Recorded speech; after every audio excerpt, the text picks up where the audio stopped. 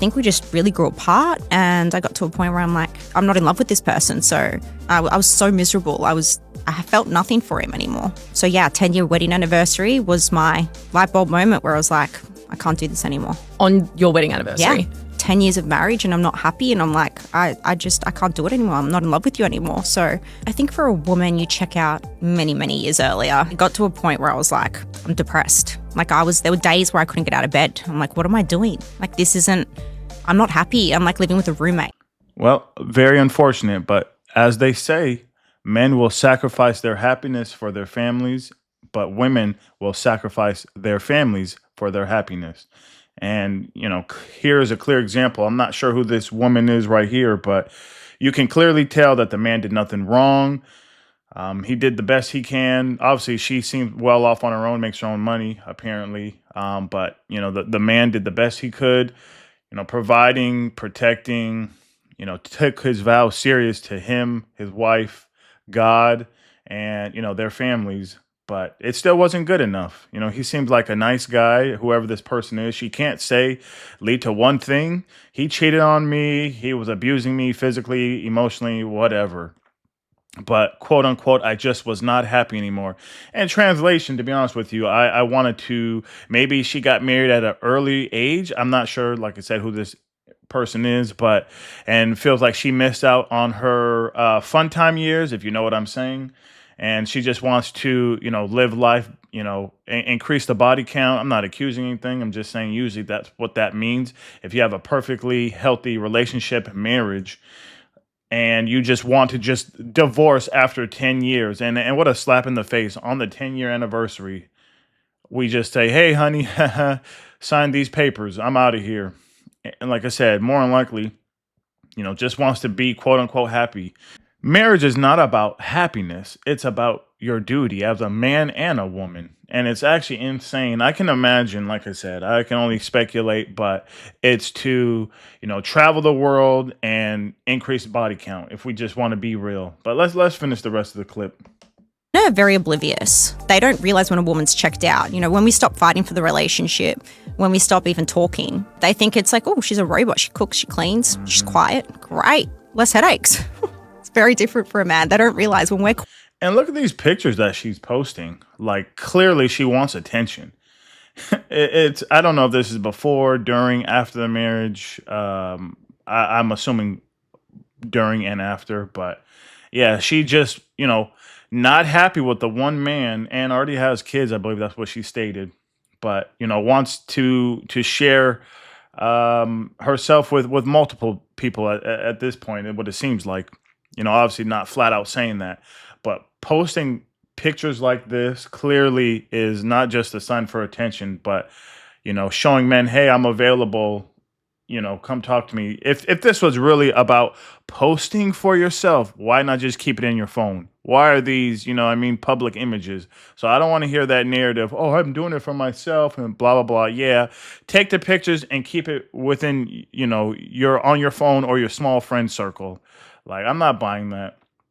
And so she, clearly wants to spend the rest of her years with the bad boys. And then, 15, 20 years, who knows from now, where are all the good men at? No one's taking me serious. Or I miss my husband and my family, blah, blah, blah. And he will have moved on at this point. So it's very sad, but we see this all the time. And pretty disgusting after 10 years. I'm just not happy. Adios. Like, insane. Quiet. There's problems. I mean, he's a great person. Like, he's a great dad. He's going to make another woman very happy. He's a nice guy, but there was just nothing between us anymore. So I couldn't do it. So we hear he was a nice guy. That's what I figured. He was too consistent, too stable. It was no dopamine hits, no up and down roller coasters, blah, blah, blah. And it's very unfortunate, but it's crucial in men who you choose if you decide to get married, who your spouse is. It's not all about looks, because even if you have kids, it's still not going to be good enough. 5-10 years, if not longer. It'll always be some excuse, and they'll paint you as the villain. She, like I said, she couldn't lead to any specific points or topics, but, she just wasn't happy because he was a nice guy. He was stable, and yeah, she just wanted that chaotic lifestyle. So she has another clip that I wanted to find in this interview that was pretty comical. In return. You know how you always say men should pay on the first date? Well, every date. Some men have this, what do I get in return? What do you bring to the table? I've heard this from a man before, and I just took one look at them and I was like, that is an ick. That is an ick. What do you mean? That's an ick. Translation: I bring nothing to the table but my looks. And it's quote unquote an ick because she's offended someone calling her out. You don't realize beauty fades, for both men and women. Men aren't looked at in society by, their looks or their beauty aesthetics. It's more of, their success is determined on what they've done, what they've accomplished, how successful they are in life. But for women, women's beauty is what really brings value in, the dating market. With beauty, women are just naturally, look at the 8, 9s, and 10s of the world. Obviously it's a plus if they stay in shape, if they diet, etc. But, they didn't do anything. It was all God and genetics. So it's not like they went on some, deep found journey, meditation ritual, whatever. And then because of that growth, suddenly they're extremely beautiful, aesthetically. No, you're born that way. And like I said, it helps eating healthy, working out, taking care of your body. But, how your face is, you didn't do anything. So the fact that, that's all God given, chest, your butt, your face, whatever, that's very attractive to men. Naturally speaking, you just existed. You just went about your day and that's how you look. So it's not like you put in some mad work to get this way. And on the flip side, as time passes on, you will no longer be as attractive as you were naturally in your 20s. That's just the way life is. Don't take it. Don't shoot me. I'm just a messenger. But if all you have to bring to the table is your looks, then of course this question is going to be offensive to you because you don't have anything to offer. Ask her this question 30 years from now, and she will even be more dumbfounded because, well, I'm definitely not as good looking as I used to be, naturally speaking.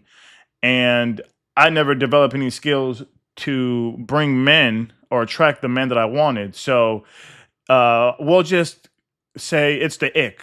So get out of here with that. Let's finish the video. What do I bring to the table? I don't have to bring anything to the table. I'm the woman. You're the one who's going to be bringing things to the table. I don't need you. That's the different society these days. We don't need men. Men are hunters. If you just give everything up to them very quickly. How do you say we don't need men and then men are hunters? Then clearly you need men to do everything. Fellas, women who have this ideology and mindset, avoid. Because they'll just be entitled and always think you owe them something no matter what. They are the table just for existing. As beautiful as they may be, they didn't do anything to achieve those looks. Like I said, it was God-given and genetics.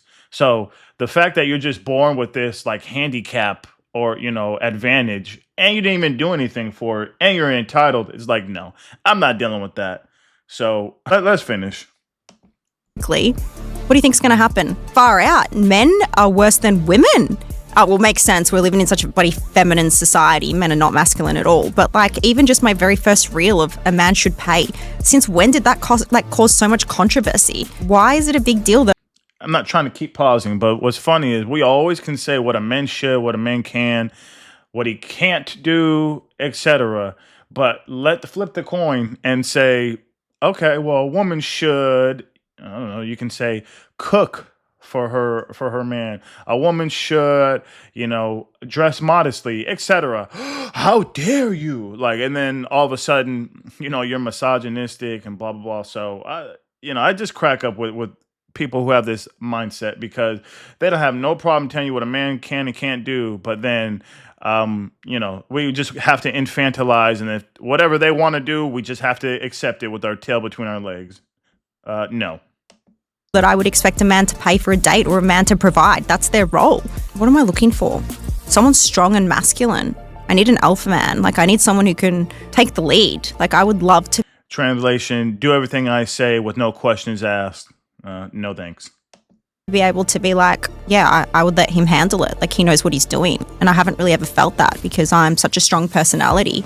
Anyone that's rude to a waiter, gross. Like, why? Like, why do you think that you're better than them? That to me is an immediate, you're done for me. Do you It's funny how, she wants to, virtual signal anyone who's disrespectful or rude to a waiter, though I agree that is nasty. But clearly she has no problem showing disdain or contempt towards men, saying we don't need men. So we can have like job titles. Oh, how dare you treat this waiter or janitor or whatever. But men as a whole, men as the one half of both genders, we can be as rude and nasty as we want to because we don't need y'all.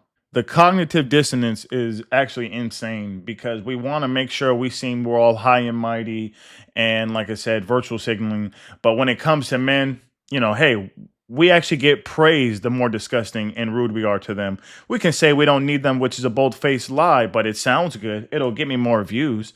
When you turn and look around, everything that's built, used on your phone, software, places you live, the police officers, majority, we can keep going on and on. Construction work, it's all maintained by men. So this narrative that we don't need men is pretty disgusting, and getting tired of hearing that because clearly you're dressing in those very revealing bikinis. You're dressing for men, whether you want to admit it or not, because if it was truly for yourself, you would just keep it on your phone.